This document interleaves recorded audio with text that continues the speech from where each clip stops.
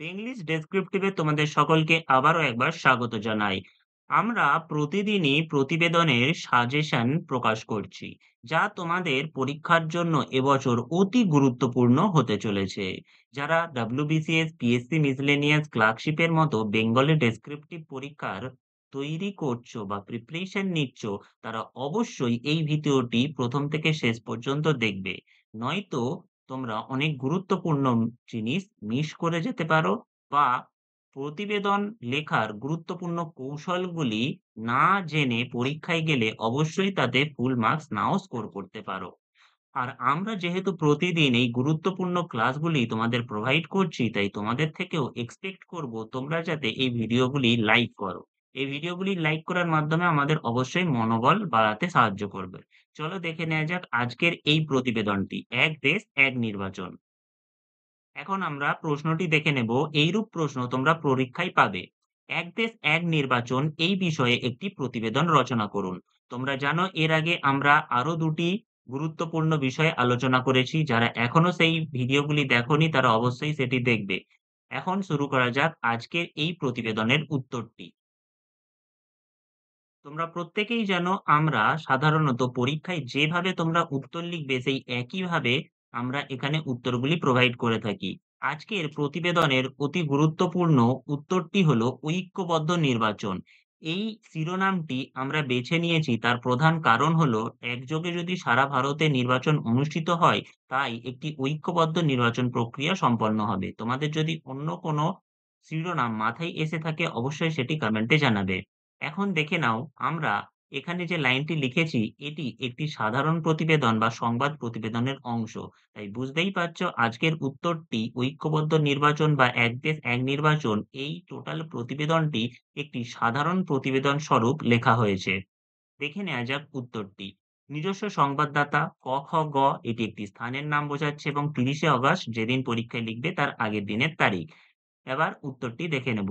এক দেশ এক নির্বাচন হলো একটি ধারণা, যেখানে ভারত জুড়ে বা সারা ভারত জুড়ে লোকসভা এবং সব রাজ্যের বিধানসভা নির্বাচন একই সময়ে বা একটি নির্দিষ্ট সময়সীমার মধ্যে অনুষ্ঠিত হবে। স্বাধীনতার পর থেকে ১৯৬৭ সাল পর্যন্ত ভারতে একই সময়ে নির্বাচন অনুষ্ঠিত হতো।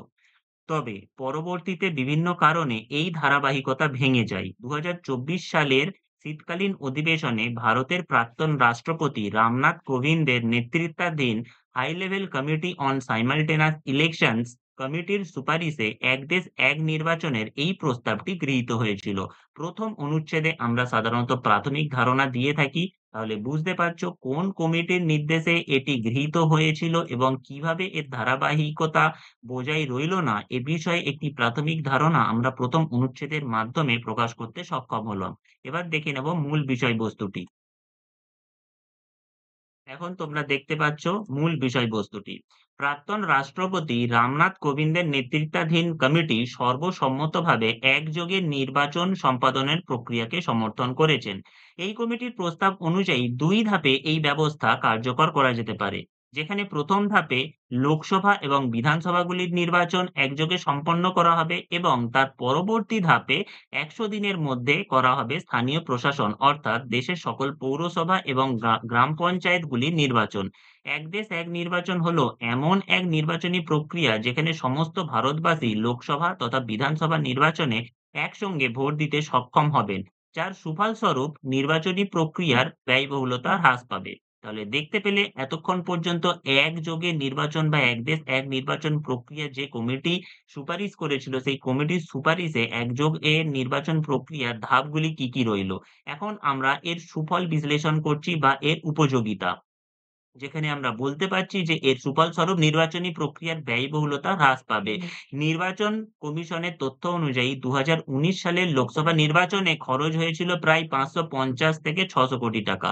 এটি একটি পরিসংখ্যান যা তোমার লেখার মান উন্নয়ন করবে। প্রতিটি নির্বাচনে প্রায় ১.৫ কোটি টাকা বা ১.৫ কোটি টাকা সরকারি কর্মী, ১.৫ কোটি সরকারি কর্মী এবং কয়েক লক্ষ নিরাপত্তা কর্মীকে ভোটের কাজে লাগানো হয়। এটিও এই নির্বাচন কমিশনের তথ্য। একসঙ্গে নির্বাচন হলে এই খরচ উল্লেখযোগ্যভাবে কমানো সম্ভব হবে ও এর পাশাপাশি ভোটের সংখ্যা বৃদ্ধি পাবে এবং কেন্দ্রে ও রাজ্যের উন্নয়নমূলক প্রকল্পের কাজে স্থিতিশীলতা বজায় থাকবে। এত পর্যন্ত তাহলে কি হলো? এই পরিসংখ্যান থেকে শুরু করে এই এক দেশ এক নির্বাচন এই পয়েন্টটি থেকে শুরু করে এই স্থিতিশীলতা বজায় থাকবে। এটি হলো এই নির্বাচন, একযোগে নির্বাচনের সুফল বা এর কি গুরুত্ব।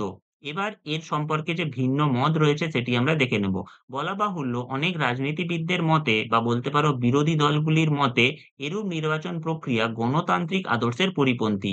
এই ব্যবস্থা চালু করতে হলে সাংবিধানিক ও আইনি জটিলতা অতিক্রমের মাধ্যমে আর্টিকেল 83 বা আর্টিকেল 83 যেটিকে লোকসভার কার্যকাল নির্ণয়ের জন্য ব্যবহার করা হয়। আর্টিকেল ১৭২ বা বিধানসভার কার্যকাল নির্ণয়ের আর্টিকেল এবং আর্টিকেল ৩৫৬ যেটি রাজ্য সরকারের বরখাস্ত করার আর্টিকেল, এই সকল আর্টিকেল সংশোধনের প্রয়োজন অবশ্যম্ভাবী। তাহলে আমরা দেখতে পেলাম কি রকমের আইনি জটিলতা এক্ষেত্রে অতিক্রম করতে হতে পারে। এবার আমরা দেখে নেব উপসংহারটি। এখন আমরা উপসংহারটি দেখতে পাচ্ছি, এই প্রক্রিয়াটি দেশের যুক্তরাষ্ট্রীয় কাঠামো এবং গণতান্ত্রিক আদর্শের সঙ্গে কতটা সামঞ্জস্যপূর্ণ তা নিয়ে রাজনৈতিক ও আইনি বিতর্কের অবকাশ রয়েছে। ১৯৭০ সাল থেকেই সুইডেনের যাবতীয় ইলেকশন প্রতি ৪ বছর অন্তর একযোগে অনুষ্ঠিত হয়। এটি একটি উদাহরণ দেয়া হলো যেখানে মানে এমন একটি দেশ সুইডেন যেখানে প্রতি ৪ বছর অন্তর ইলেকশন একযোগে অনুষ্ঠিত হয়। এটি হলো এমন একটি দেশ যেখানে এক দেশ এক নির্বাচন প্রক্রিয়া সেই ১৯৭০ সাল থেকে চলে আসছে। তাই এটি উদাহরণস্বরূপ ব্যক্ত করার ফলে আমাদের লেখার মান আরো বেড়ে গেল। সব দিক বিবেচনা করে বলা যায়, এক দেশ এক নির্বাচন একটি সাহসী ও দূরদর্শী প্রস্তাব। যদি এই প্রস্তাবটি সাংবিধানিক ও রাজনৈতিক মতৈক্যের মাধ্যমে কার্যকর করা সম্ভব হয়, তবে তা ভারতের নির্বাচন ব্যবস্থায় এক নতুন অধ্যায়ের সূচনা করতে পারে। তাহলে দেখে নিলাম আজকের এই উত্তরটি। তোমরা যদি এরকম কনটেন্ট প্রতিদিন চাও তাহলে অবশ্যই এই কনটেন্ট গুলি নিজেদের বন্ধুদের সাথে অবশ্যই শেয়ার করবে, ভিডিওটি লাইক করবে এবং চ্যানেলটি সাবস্ক্রাইব করে আমাদের মনোবল অবশ্যই বাড়াতে সাহায্য করবে। Thanks for watching, dear students. If you want the contents daily, kindly watch the videos since the beginning to the end without skipping and keep engaged with us. We will definitely provide you the suggestions for the upcoming exams like PSC Miscellaneous Mains very soon. So stay tuned. Goodbye, everyone.